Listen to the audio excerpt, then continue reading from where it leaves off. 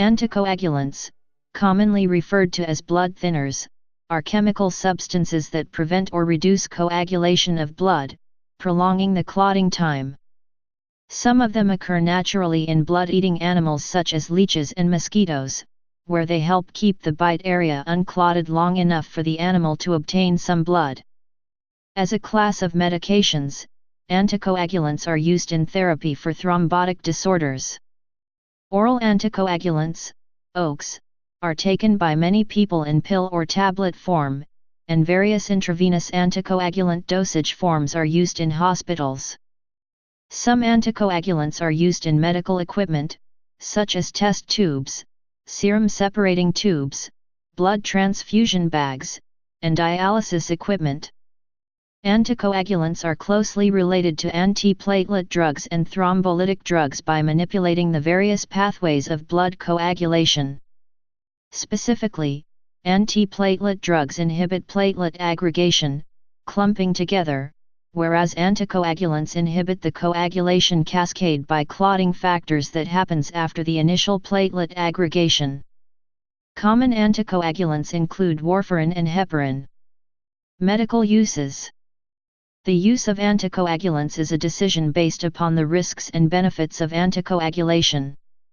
The biggest risk of anticoagulation therapy is the increased risk of bleeding. In otherwise healthy people, the increased risk of bleeding is minimal, but those who have had recent surgery, cerebral aneurysms, and other conditions may have too great of risk of bleeding. Generally, the benefit of anticoagulation is prevention of or reduction of progression of a disease. Some indications for anticoagulant therapy that are known to have benefit from therapy include: atrial fibrillation commonly forms an atrial appendage clot. Coronary artery disease. Deep vein thrombosis can lead to pulmonary embolism. Ischemic stroke. Hypercoagulable states, e.g., factor V Leiden, can lead to deep vein thrombosis. Myocardial infarction. Pulmonary embolism. Restenosis from stents. In these cases, anticoagulation therapy can prevent formation of dangerous clots or prevent growth of clots. The decision to begin therapeutic anticoagulation often involves the use of multiple bleeding risk predictable outcome tools as non-invasive pre-test stratifications due to the potential for bleeds while on blood thinning agents. Among these tools are HESBLED, Atria, and CHA2DS2VASC. Adverse effects.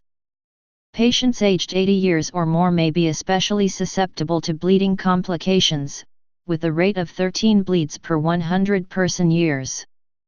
Depletion of vitamin K by Coumadin therapy increases risk of arterial calcification and heart valve calcification, especially if too much vitamin D is present. Interactions. Foods and food supplements with blood thinning effects include nattokinase, lumbrokinase, beer, bilberry, celery, cranberries, fish oil, garlic, ginger, ginkgo, ginseng, green tea, horse chestnut, licorice, niacin, onion, papaya, pomegranate, red clover, soybean, St. John's wort, turmeric, wheatgrass, and willow bark. Many herbal supplements have blood-thinning properties, such as donchian and feverfew. Multivitamins that do not interact with clotting are available for patients on anticoagulants. However, some foods and supplements encourage clotting. These include alfalfa, avocado, cat's claw, coenzyme Q10, and dark leafy greens such as spinach.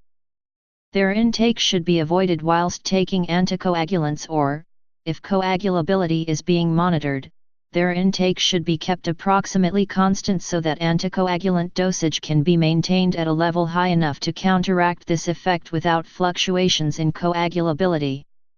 Grapefruit interferes with some anticoagulant drugs, increasing the amount of time it takes for them to be metabolized out of the body, and so should be eaten only with caution when on anticoagulant drugs. Anticoagulants are often used to treat acute deep vein thrombosis. People using anticoagulants to treat this condition should avoid using bed rest as a complementary treatment because there are clinical benefits to continuing to walk and remaining mobile while using anticoagulants in this way. Bed rest while using anticoagulants can harm patients in circumstances in which it is not medically necessary. Types. A number of anticoagulants are available. The traditional ones, warfarin, other coumarins, and heparins, are in widespread use. Since the 2000s, a number of new agents have been introduced that are collectively referred to as the novel oral anticoagulants, NOACs, or directly acting oral anticoagulants, DOACs. These agents include direct thrombin inhibitor, dabigatran, and factor XA inhibitor, rivaroxaban, apixaban, and edoxaban, and they have been shown to be as good or possibly better than the coumarins with less serious side effects. The newer anticoagulants, NOACs/DOACs, are more expensive than the traditional ones and should be used with care in patients with kidney problems. Additionally, there is no antidote for the factor XA inhibitors, so it is difficult to stop their effects in the body in cases of emergency, accidents, urgent surgery. Idarucizumab was FDA approved for the reversal of dabigatran in 2015. Coumadins, vitamin K antagonists. These oral anticoagulants are derived from coumarin, which is found in many plants. A prominent member of this class is warfarin, Coumadin.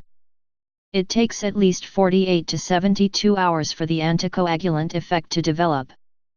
Where an immediate effect is required, heparin must be given concomitantly. These anticoagulants are used to treat patients with deep vein thrombosis, DVT, pulmonary embolism, PE, and to prevent emboli in patients with atrial fibrillation, AF, and mechanical prosthetic heart valves.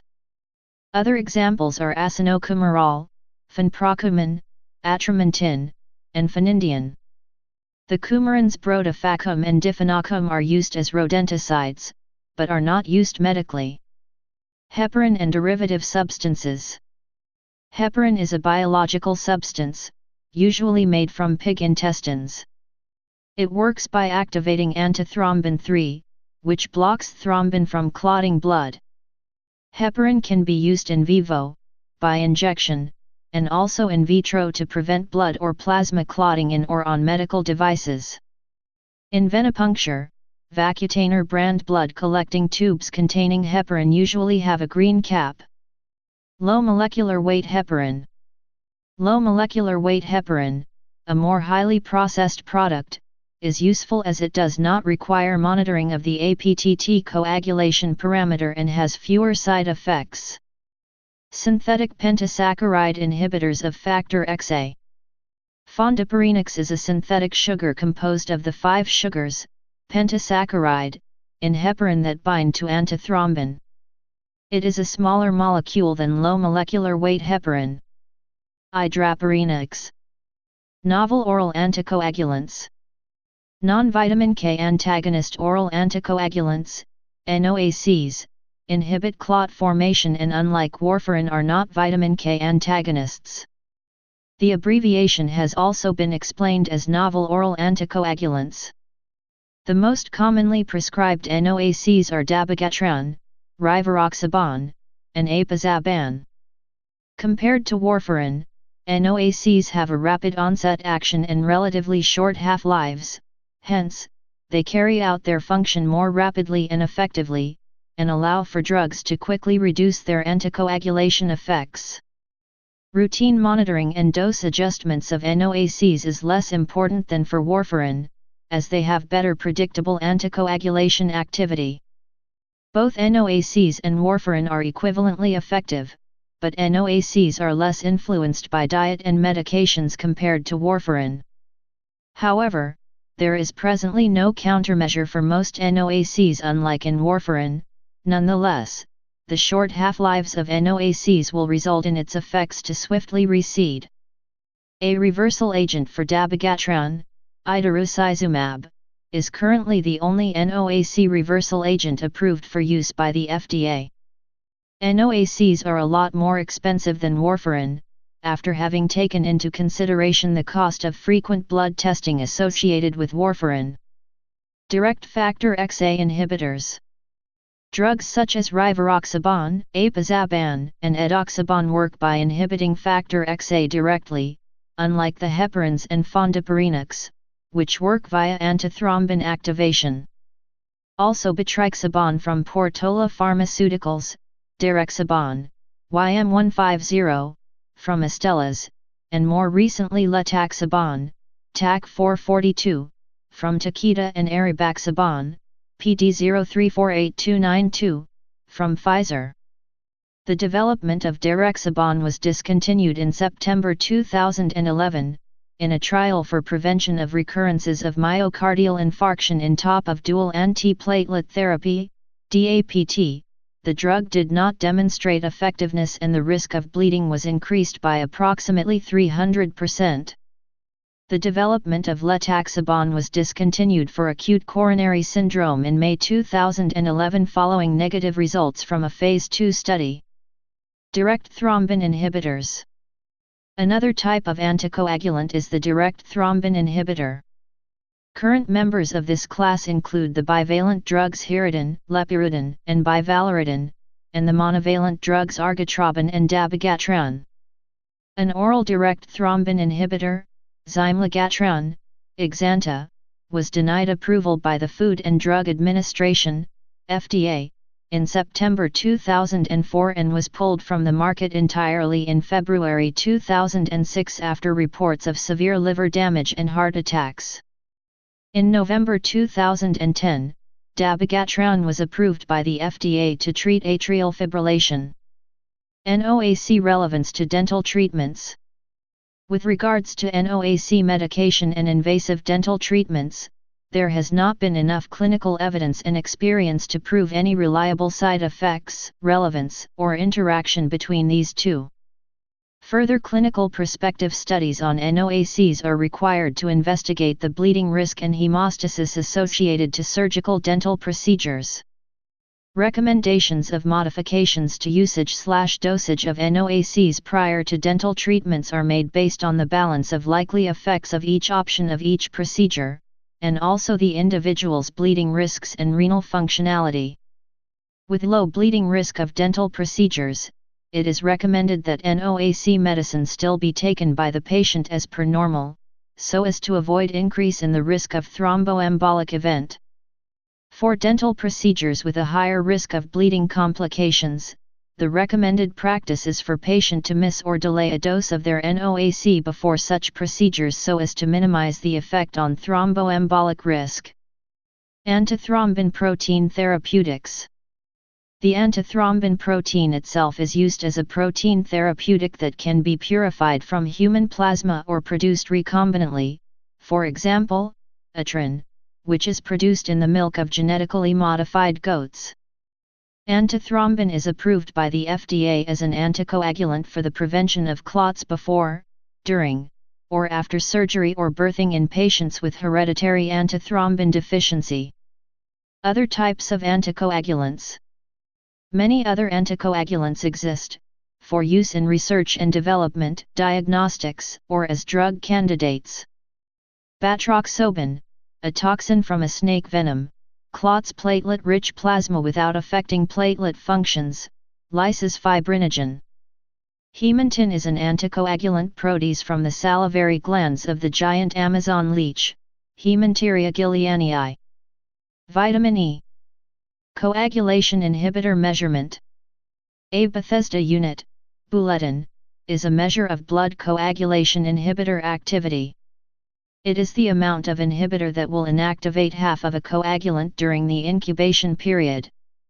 It is the standard measure used in the United States, and is so named because it was adopted as a standard at a conference in Bethesda, Maryland. Laboratory use. Laboratory instruments, blood transfusion bags, and medical and surgical equipment will get clogged up and become non-operational if blood is allowed to clot. In addition, test tubes used for laboratory blood tests will have chemicals added to stop blood clotting. Apart from heparin, most of these chemicals work by binding calcium ions, preventing the coagulation proteins from using them. Ethylenediamine tetraic acid, EDTA, strongly and irreversibly chelates, binds, calcium ions, preventing blood from clotting. Citrate is in liquid form in the tube and is used for coagulation tests, as well as in blood transfusion bags. It binds the calcium, but not as strongly as EDTA.